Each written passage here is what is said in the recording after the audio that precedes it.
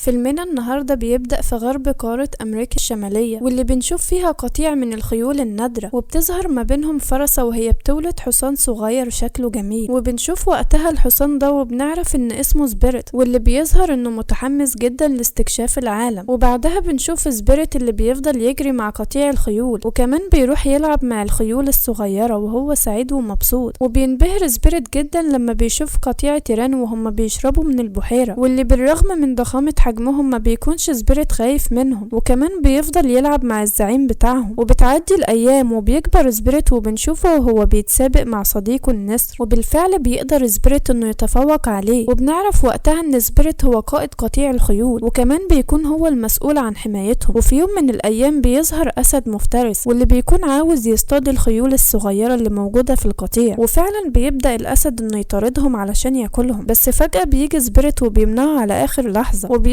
سبيريت انه يهاجم الاسد بشراسة. وبعد معركة كبيرة بيقدر سبيريت انه يوقع الاسد على الارض، وكمان بيخوفه وبيطارده لحد ما بيخليه يهرب من مكان تواجد القطيع. وبسبب اللي حصل ده بتروح والدة سبيريت ومعاها باقي القطيع وبيحيوه على شجاعته. وبيظهر بعدها سبيريت وهو سعيد جدا بوجوده مع القطيع، واللي بيروح بالليل للخيول الصغيرة علشان يطمن عليهم ويتأكد انهم في امان. وفي الوقت ده بيلاحظ سبيريت وجود ضوء غريب جاي من الغابة، وبيقرر يروح ناحيته علشان يستكشف مصدر الضوء ده. وبيتكلم سبيريت مع والدته وبيعرفها انه هيروح في اتجاه الضوء علشان يعرف ايه اللي موجود هناك، وبيطلب منها انها تفضل مع القطيع وبيسيبها وبينطلق. وفعلا بيجري سبيريت لحد ما بيوصل لمصدر الضوء، وهناك بيتفاجئ بمجموعة من الخيول اللي بيكونوا مربوطين في الشجر، واللي بمجرد ما بيشوفوه بيفضلوا يحذروه وبيطلبوا منه انه يهرب بسرعة. بس للأسف ما بيسمعش سبيريت كلامهم، وبيبدأ انه يستكشف المكان. وهناك بينبهر سبيريت لما بيشوف مجموعة من الصيادين وهم نايمين، وبيكون مستغرب جدا من شكلهم لانه اول مرة يشوف بشر. وبالغلط بيخبط سبيريت واحد من الصيادين بالجزمة بتاعته، واللي بيصحى فجأة وبيصحي صديقه علشان يشوف سبيريت. وبينبهروا هما الاتنين لما بيشوفوا سبيريت لانه واحد من الخيول النادرة جدا. وبيفضل سبيريت يستكشف كل المعدات بتاعتهم لحد ما بيصحي زعيم الصيادين، ولما بيحاول الزعيم انه يمسكه بيجري سبيريت بسرعة علشان يهرب منه. فبيأمر الزعيم كل الصيادين انهم يستعدوا، وفعلا بينطلقوا كلهم وبيجروا ورا سبيريت علشان يمسكوه. بس وقتها بيقدر سبيريت انه يخدعهم، وبيجي من وراهم وبيحرر كل الخيول واحد ورا التاني. وبيكمل سبيريت هروبه وبيفضل يجري بسرعة لحد ما بيوصل لمكان القطيع بتاعه، وهناك بيطلب سبيريت منهم انهم يهربوا بسرعة من المكان. وبيرجع سبيريت تاني للصيادين وبيحاول انه يشتتهم علشان يبعدهم عن القطيع. وفعلا بتنجح خطة سبيريت وبيخلي الصيادين يطاردوه، وبعدها بيدخلوا كلهم جوا جبل صخري، وهناك بيجري سبيريت على الصخور وبيهاجم الصيادين. ولما بيجي سبيريت يحاول يهرب منهم بيجي فجأة واحد من الصيادين وبيرمي عليه الحبل بتاعه، ولما بيحاول سبيريت انه يهاجمه بيجوا باقي الصيادين وبيرموا عليه الحبال بتاعتهم وبيحوطوه من كل مكان. وللأسف وقتها ما بيكونش سبيريت قادر ان هو يهرب منهم بسبب عدد الحبال اللي بيكون كبير جدا. وبعدها بيتفاجئ سبيريت لما بيشوف والدته وباقي القطيع وهم جايين عليه عشان يساعدوه، ووقتها بيصرخ سبيريت فيهم علشان يهربوا بعيد وما يتمسكوش هم كمان. وفعلا بترجع والدته هي وباقي القطيع وبيهربوا، وبالرغم ان الخيول اللي مع الصيادين بيكونوا عاوزين يساعدوا سبيريت الا ان هم ما بيقدروش. وبعدها بيتجمعوا كل الصيادين وبيسحبوا سبيريت وبيمشوا، وفي الطريق بيظهر سبيريت وهو بيحاول انه يهرب منهم، بس للاسف ما بيقدرش انه يعمل كده. وبيفضل سبيريت ينادي على صديقه النسر علشان ينقذه، وللاسف ما بيقدرش النسر انه يقرب منهم بسبب الصيادين. وبعد فترة بنشوف الصيادين اللي بيفضلوا ماشيين لحد ما بيوصلوا لمعسكر كبير للجيش الامريكي، وهناك بينبهر سبيريت من اللي بيشوفه في المعسكر، واللي بيكون موجود فيه عدد كبير من الجنود المسلحين، واللي كمان بيكونوا اسرين عدد كبير جدا من الخيول. وهناك بيحاولوا الجنود انهم يسيطروا على سبيريت، لكنه بيكون عنيد جدا معاهم وبيكون رافض الاستسلام ليهم. ووقتها بيجي قائد المعسكر وبيضرب نار في الهواء علشان يخوف سبيريت، وبيقرب القائد منه وبيقول للجنود انهم روضوا خيول برية كتير قبل كده، وان الخيول كلها شبه بعض، وان من السهل انهم يروضوا حصان جامح زي سبيريت. ووقتها بيتعصب سبيريت جدا وبيكسر عصاية القائد علشان يثبت له انه مش خايف منه. ووقتها بيجوا الجنود وبياخدوا سبيريت وبيربطوه في مكان مخصص لتثبيت الأحصنة، وبيجي الحلاق يحلق لسبيريت شعره، وبعدها بيتفاجئ بعضة قوية منه وبيأمر الحلاق الجنود انهم يربطوه كويس. وفعلا بيبدأوا الجنود في تثبيت سبيريت، وبيبدأ الحلاق انه يقصله شعره، ولما بيحاول الحلاق انه يركب له حدوة بيخبطوا سبيريت جامد وبيوقعه على الأرض. فبيتعصب الحلاق جدا منه وبيخلي الجنود يربطوه من كل مكان، بس بعدها بيقدر سبيريت انه يحرر بيكسر نفسه وبيخبط الحلاق وبيوقعه على الارض وبيفقد الوعي. فبيجوا الجنود وبينقلوا سبيريت لساحة التدريب علشان يروضوه وكمان يركبوا له الجام علشان يعرفوا يتحكموا فيه. وكل ما بيجي جندي وبيحاول انه يروضه بيجري سبيريت بسرعة وبيطيره وبيوقعه على الارض، وبيفضل سبيريت يوقع جندي ورا التاني وما بيكونش في حد من الجنود قادر ان هو يسيطر عليه. ووقتها بتنبهر كل الخيول من اللي هم شايفينه وبيحيوا سبيريت وبيفضلوا يتفرجوا عليه وهم مبسوطين. بس وقتها بيظهر قائد المعسكر وهو متعصب جدا من اللي سبيريت بيعمله، وبتظهر كل الجنود وهم خايفين جدا من انهم يقربوا منه. وبيفضل سبيريت بعدها يطير الجنود واحد ورا التاني بره ساحة التدريب، وبعدها بيجري سبيريت بسرعة وبيخوف كل الجنود لحد ما بيوصل لقائد المعسكر اللي بيبان عليه انه مش خايف منه. وفي الوقت ده بيطلب القائد من الجنود انهم يربطوا سبيريت وانهم يمنعوه من الاكل والمية لمدة 3 ايام. وفعلا بيروحوا الجنود وبيربطوا سبيريت في عمود موجود جوه ساحة التدريب، وبيفضل سبيريت يحاول محاولات كتير علشان يقطع الحبل ولكنه للاسف ما بيقدرش. وبالليل بيفضل سبيريت يبص للسما وبيبان عليه انه مفتقد والدته والقطيع بتاعه جدا. وتاني يوم بيبان على سبيريت ان هو عطشان وجعان جدا، وبيفضل يتفرج على قائد المعسكر وهو بيشرب ميه. وفي الوقت ده بيجوا مجموعة من الجنود اللي بيكونوا قابضين على شاب من قبائل الهنود الحمر، وبيعرفوا القائد ان الشاب ده كان بيسرق من الموارد بتاعتهم. فبيطلب منهم القائد انهم يربطوه ويحرموه من الاكل والميه. ووقتها بيستغرب سبيريت من شكل الشاب اللي بنعرف ان اسمه كارك، واللي بيكون منبهر هو كمان من وجود حصان جامح زي سبيريت جوه المعسكر. ووقتها بيحاول كارك انه يلاعب سبيريت بس ما بيدولهوش اي اهميه. وبالليل بيستغرب سبيريت لما بيسمع كارك وهو بيعمل صوت غريب، وبيفهم سبيريت وقتها ان كارك بيتواصل مع حد خارج المعسكر. وفجأة بتترمي سكينة من فوق السور وبتقع جنب كارك، وبيقرب رجله منها وبيقدر انه ياخدها قبل ما حد ما يشوفه. وبعد شوية بيستعدوا الجنود علشان يروحوا يحموا السكة الحديد من هجمات قبائل الهنود الحمر. ووقتها بيسأل القائد اذا كان عدى 3 ايام على حرمان سبيريت من الاكل والمية، وفعلا بيكون عدى 3 ايام على سبيريت وبيبان عليه التعب جدا. ووقتها بيبدأ القائد في ترويض سبيريت اللي بيحاول انه يوقعه هو كمان. وبيفضل سبيريت يجري وبيتحرك بسرعة وبيخبط في الجدار علشان يوقع القائد، بس سبيريت ما بيكونش قادر انه يوقعه لانه ما اكلش بقاله 3 ايام. وفجأة بيقف سبيريت عن الحركة لانه بيبقى فقد قوته وما بيكونش قادر ان هو يكمل جري. ووقتها بيظهر على القائد ان هو سعيد جدا لانه قدر يروض سبيريت. وبيفضل القائد يتفاخر من سيطرته على سبيريت قدام الجنود، وبيفكرهم انهم لازم يكملوا السكة الحديد وانهم علشان يكملوها محتاجين لعدد كبير جدا من الخيول. وبيقول لهم القائد انهم لازم يقضوا على قبائل الهنود الحمر، وبيعرفهم انهم بالعقاب والوقت هيقدروا يراودوا اي حصان. وفي الوقت ده بيتعصب سبيريت جدا من كلام القائد، وبيسحب اللجام من ايده وبيجري بسرعة وبيطيره وبيوقعه بعيد. وبسبب اللي حصل ده بيفرحوا كل الخيول وبيحيوا سبيريت على شجاعته. وبينبهر كيرك هو كمان من شجاعة واصرار سبيريت، فبيتعصب القائد وبيطلع المسدس بتاعه وبيوجهه ناحية سبيريت. ووقتها بيقف سبيريت باصرار وما بيكونش خايف منه. وقبل ما القائد يقتله بيحرر كيرك نفسه وبيهاجم القائد، وبيتعلق بسرعة في سبيريت واللي بياخده وبيجري وبيروح يحرر باقي الخيول. وبيضرب كيرك واحد من الجنود وبياخد السلاح بتاعه، فبيجري سبيريت وبيدخل للاسطبل اللي موجود فيه كل الخيول. وهناك بيستخدم كيرك السلاح اللي معاه وبيكسر القفل، وبيخرج هو وسبيريت ووراهم كل الخيول، وبيكملوا كلهم جري وبيخرجوا من المعسكر وبيتفرقوا عن بعض. وبيكون سبيريت سعيد جدا لانه بكده هيقدر انه يرجع للقطيع بتاعه من تاني. ولكن وقتها بيصفر كيرك وبتظهر الفرسة بتاعته اللي اسمها رين، وبيركب كيرك على ظهرها وبيجوا 2 من اصدقائه بيرموا الحبال بتاعتهم على سبيريت. وبيتضايق سبيريت لانه وقع في الاسر من تاني. وبعدها بيوصل كيرك واصدقائه للقبيلة بتاعتهم ومعاهم سبيريت اللي بيحبسوه في حظيرة. ووقتها بيقرب كيرك منه وبيشيل اللجام اللي كان مضايقه. وبيصحى سبيريت تاني يوم وبيفرح لما بيلاقي تفاح محطوط جنبه علشان ياكل منه. وفي الوقت ده بيلاحظ سبيريت وجود رين واللي بيكون منبهر جدا بيها، وبيحاول انه يلفت انتباهها لكنها ما بتدولهوش اي اهتمام. فبيتضايق سبيريت لما بيشوفها بتلعب مع كيرك ومبسوطة جدا معاه. وبعدها بيرجع كيرك اللي بيحاول انه يروض سبيريت ولكنه بيفشل. ووقتها بيتريقوا اصدقاء كيرك عليه، وبيجري سبيريت وراه لحد ما بيخرج كيرك من الحظيرة. فبتجري رين وبتبدأ انها تتخانق مع سبيريت علشان تنقذ كيرك. ووقتها بتيجي فكرة لكيرك وبيربي رين مع سبيريت وبيطلب منها انها تهديه وبيفتح لهم باب الحظيرة. فبيفرح سبيريت جدا وبيجري بسرعة علشان يرجع للقطيع بتاعه. بس وقتها رين بتمنعه وبتقعد على الارض علشان ما يهربش لبعيد. وبتلف رين الحبل حوالين سبيريت وبتوقعه، فبينبهر بيها سبيريت اكتر. وبيفضلوا يتمشوا مع بعض وبتعرفوا رين على اهل القبيلة وعلى الناس اللي عايشين فيها. فبيستغرب سبيريت من المعاملة اللطيفة اللي البشر بيعملوها للخيول بتاعتهم على عكس الجنود اللي في المعسكر. وفي الوقت ده بتيجي بنت صغيرة وبتلعب مع سبيريت اللي بيواسيها لما بتقع علشان ما تعيطش، وبيروح سبيريت هو ورين علشان ياكلوا، وبيلاحظ انها عاوزة تاكل تفاحة من على الشجرة بس للأسف بتكون بعيدة وما بتكونش رين قادرة انها توصل لها، فبينط سبيريت وبيجيب التفاحة وبيديها لها، ولكن رين ما بتاكلهاش لوحدها وبيتشاركوا هما الاتنين مع بعض فيها، وبيبان عليهم انهم اعجبوا ببعض اكتر. وبنشوف سبيريت وهو بيلعب مع كاريك اللي بيكون عاوز يراوده ولكن ما بيعرفش، وقتها سبيريت بيقنع كاريك انه موافق، ولكن لما كاريك بيحاول انه يركب على ظهره بيخدعه سبيريت وبيوقعه على الارض، ووقتها بيضحكوا اصدقاء كاريك وبيفضلوا يتريقوا عليه، ووقتها بيتضايق سبيريت وبيخوفهم هما كمان وبيوقعهم بره الحظيره، وبيقرب من كاريك علشان يواسيه، فبيقول له كاريك ان هو مش هيحاول يمتطيه تاني. وبعدها بنشوف كاريك وهو بيفتح باب الحظيره علشان يطلق سراح سبيريت وبيطلب منه يمشي، ولكن سبيريت بيكون مستغرب جدا من اللي كاريك بيعمله، وفي البدايه بيكون سبيريت متردد انه يمشي وبيبص لكاريك باستغراب، لكنه بعدها بيخرج من الحظيره وبيودع كاريك وبينطلق لحد ما بيوصل لرين واللي بيعرفها انه بقى حر، وبيطلب منها انها تروح معاه للقطيع بتاعه، لكن رين بترفض انها تروح معاه وبتكون عاوزه تفضل مع كاريك والقبيله بتاعته. وفجاه بيحسوا هما الاتنين بحركه الخيول وبيشوفوا الجنود من بعيد وهم رايحين يهاجموا القبيله، فبيجري سبيريت هو ورين بسرعه ناحيه القبيله علشان يساعدوا اهلها واللي بيكونوا بيحاربوا الجنود بشراسه رغم بساطه اسلحتهم. ووقتها بيركب كاريك على ظهر رين وبينطلق علشان يهاجم قائد المعسكر، بس القائد بيضرب نار على رين اللي بتقع هي وكاريك في النهر، ولما بيتشبث كاريك بالصخور بيوجه القائد سلاحه ناحيته علشان يموته، بس وقتها بيتدخل سبيريت وبيوقع القائد من على الحصان بتاعه علشان ينقذ كاريك، وبيجري سبيريت بسرعه علشان يلحق رين لان طيار الميه جرفها لبعيد، وبينطلق سبيريت بسرعه وبينط في الميه وبيحاول يقرب من رين علشان ينقذها، وبالفعل بيقدر سبيريت انه يوصل لها وبيعافر عكس الطيار، بس ضغط الميه بيكون اقوى منه لحد ما الطيار بيسحبه وبيقعوا هما الاتنين من فوق الشلال. وبعدها بيطلع سبيريت من الميه وبيجري ناحيه رين اللي بتكون موجوده على الشط، وبيعرف سبيريت ان رين مصابه ومش هتقدر تتحرك، فبيقرب سبيريت منها وبيفضل نايم جنبها طول الليل وهو حزين. وبعدها بيوصلوا الجنود لمكان سبيريت وبيقبضوا عليه وبيسيب رين لانها مصابه واكيد هتموت، ووقتها بيفضل سبيريت يقاومهم وبيعافر لانه مش عاوز يسيب رين لوحدها، لكن في النهايه ما بيقدرش يقاومهم، وبيفتكر سبيريت ان رين ماتت لما بيشوفها وهي بتفقد الوعي، وبيستسلم وبيروح مع الجنود. وبعدها بيمشي وبيجي كاريك وبيروح لرين وبيطمن عليها وبيكون حزين على اللي حصل لسبيريت، وبيقرر وقتها انه هيروح وراهم علشان ينقذ سبيريت زي ما هو انقذ حياته. وبعدها بيظهروا الجنود وهم بيركبوا سبيريت في القطر اللي موجود فيه الخيول بتاعت قبيله الهنود الحمر، واللي اول ما بيشوفوه بيفرحوا جدا، بس سبيريت بيكون حزين جدا لانه بيكون معتقد ان رين خلاص ماتت. وبنشوف بعدها القطر وهو بيتحرك واللي بيكون موجود فيه كل الخيول والمعدات، وبيظهر سبيريت وهو فاقد الامل لاول مره لانه بيكون مشتاق للحريه ورجوعه لوالدته والقطيع بتاعه. وبعد شويه بيقف القطر في محطته وبيروحوا الجنود وبيخرجوا سبيريت وباقي الخيول اللي معاه، وبيكون سبيريت مستغرب جدا ومش عارف سبب وجودهم في المكان ده، بس بعدها بيسمع البشر وهم بيتكلموا وبيفهم منهم انهم محتاجين الاحصنه علشان يسحبوا عربه القطر. ومن ناحيه تانية بيستعد كاريك وبينطلق علشان يحرر سبيريت ويرجع بيه للقبيله، ووقتها بيكون الجنود ربطوا سبيريت وكل الاحصنه علشان يسحبوا عربه القطر اللي هيعدوا بيها من فوق الجبل، وبتبدا الاحصنه انها تسحب القطر لحد ما بيوصلوا لقمه الجبل. ووقتها بيشوف سبيريت خط سير القطر وبيفهم انه متوجه لمكان تواجد القطيع بتاعه. ساعتها بيقف سبيريت وما بيرضاش يتحرك، وبيلاحظ ان القطر هيتراجع لو كل الخيول ما سحبتهوش، فبتيجي لسبيريت فكره وبيمثل انه مات، وده بيخلي الحراس يفكوه من السلاسل علشان ما يعطلش حركه القطر. ووقتها بيستغل سبيريت الفرصه وبيحرك نفسه وبيهاجم الحراس وبيحاول انه يكسر السلاسل اللي مربوط فيها الخيول، وفعلا بيكسر سبيريت السلسله منهم وبيحرر مجموعه من الخيول، وبيروح على السلسله التانية وبيكسرها هي كمان، وبكده بيكون سبيريت حرر كل الخيول وبيطلب منهم يهربوا بسرعه. وبنشوف القطر وهو بيتراجع رغم محاولات البشر في انهم يثبتوه مكانه، وقبل ما يهرب سبيريت بيربطوه مجموعه من الجنود بسلسله، لكن سبيريت بيضربهم وبيهرب منهم. وبيشوف سبيريت القطر وهو خلاص هيقع عليه، فبينزل سبيريت بسرعه من على الجبل وبيقع القطر وراه، وبيكون القطر قريب جدا منه واللي بيطير في الهواء وبيكون خلاص هيقع عليه، لكن سبيريت بيقدر انه يتفاداه وبيفضل يجري لحد ما بيخبط القطر في القطر التاني، وبيحصل انفجار كبير بين القطرين وبنشوف حريق كبير جدا في الغابه، وبيكون سبيريت فخور جدا باللي هو عمله، وبيفضل يجري في الغابه اللي بتكون على وشك انها تتحرق بالكامل. ولكن وقتها بيجري سبيريت وللاسف بتتعلق السلسله بتاعته في جذع شجره، وبيكون سبيريت عاجز انه يحرر نفسه من السلسلة، وقبل ما النار توصله بيظهر كيرك وبيحرره، وبيجروا هما الاتنين بأقصى سرعة وبينطوا هما الاتنين في النهر. وقتها بيفقد سبيريت الوعي، وبعد ما بيفوق سبيريت بيعرف انه كيرك هو اللي انقذه، وكمان هو اللي جابله التفاح علشان ياكله. وبيلاحظ سبيريت ان كيرك موجود على ضفة النهر، فبيقرب سبيريت منه وبيزقه في المية، وبيفضلوا يلعبوا سوا هما الاتنين. وبيكون سبيريت سعيد جدا بوجود كيرك لانه ما تخلاش عنه وجه علشان ينقذه، وبيقرب منه وبيحضنه. وفجأة بيوصل قائد المعسكر ومعاه مجموعة من الجنود وبيضربوا نار عليهم. وقتها بيحاول كيرك انه يجري لكنه بيقع على الارض، فبيرجع سبيريت بسرعة علشان ياخده ويهربوا. وبيفضل القائد يطاردهم لحد ما بيوصلوا لمنطقة جبلية وبيدخلوا فيها، وهناك بيمسك كيرك عصاية من الارض وبيعلقها بين الصخور، وبيوقع واحد من الجنود في الفخ بتاعه. اما الجندي التاني اللي بيكون بيطارده فبيتخبط في الصخرة وبيقع. وبنشوف سبيريت اللي بيقف على اخر لحظة قبل ما يقع من على حافة الجبل، وبيساعد كيرك انه يضرب واحد من الجنود. وبيكمل سبيريت جري لحد ما بيطلع فوق الجبل، وبيتفاجئوا ان مفيش طريق يقدروا يهربوا بيه من الجنود. وبالرغم من كده بيقرر سبيريت انه ينط للجانب التاني من الجبل واللي بيكون بعيد جدا عنهم. لكن وقتها بيصمم سبيريت وبيستجمع شجاعته وبينطلق باقصى سرعة، وبينط في الهواء علشان يوصل للجانب التاني. وبينبهر القائد هو وباقي الجنود اللي معاه لما بيشوفوا سبيريت وهو طاير في الهواء، وفعلا بيقدر سبيريت انه يوصل للجانب التاني، وبيكون فخور جدا باللي هو عمله. ووقتها بيوجه جندي من الجنود السلاح بتاعه ناحية سبيريت علشان يقتله، لكن وقتها بيتدخل قائد المعسكر وبيوقفه، وبيظهر لسبيريت احترامه للإصرار بتاعه، وبيتراجع هو والجنود اللي معاه. فبيفرح سبيريت وكيرك جدا وبيرقصوا وهما مبسوطين. وبيركب كيرك على ظهر سبيريت وبينطلقوا بأقصى سرعة لحد ما بيوصلوا لقبيلة كيرك. وهناك بيبان الحزن على سبيريت لما بيفتكر رين، بس فجأة بيصفر كيرك وبتخرج رين من القبيلة. فبيفرح سبيريت جدا لأنها لسه عايشة، وبيجري سبيريت في اتجاه رين وبيقربوا هما الاتنين من بعض وبيرقصوا وهما مبسوطين. وبيرجعوا بعدها لكيرك اللي بيحضن رين وبيقول لها ان هو هيفضل فاكرها مهما حصل. وبيطلب كيرك من سبيريت ان هو يهتم بيها وما يزعلهاش ابدا. فبيقرب منه سبيريت وبيحضنه وبيودعوا سبيريت وهو ورين وبينطلقوا. وبيكون سبيريت سعيد جدا وبيحيي كيرك لانه هو السبب في حريتهم. وبيفضل سبيريت ورين يجروا لحد ما بيقابلوا النسر اللي بيكون سعيد جدا لانه شاف سبيريت من تاني. وبعدها بيوصل سبيريت للقطيع بتاعه اللي بيحيوه، وبيكونوا مبسوطين جدا برجوعه. وبيحضن والدته اللي بتفرح لما بتشوفه، وبينطلق هو وباقي القطيع بكل حرية. وبكده يكون انتهى فيلمنا. ما تنسوش تعملوا لايك واشتراك للقناة.